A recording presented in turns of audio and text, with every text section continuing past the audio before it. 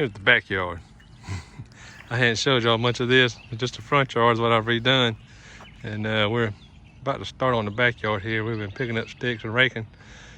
I planted blackjack Bermuda last year, but I planted it late, and I was trying to plant it right when the hurricane come, but instead we had a drought.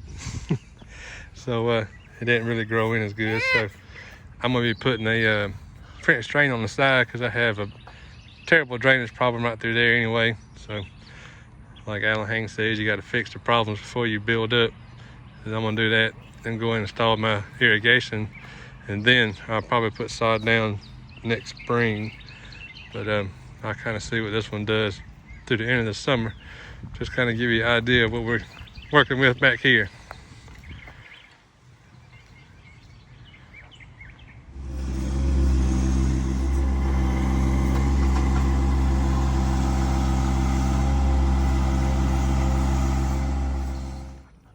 We got some other little bit of a drain put in.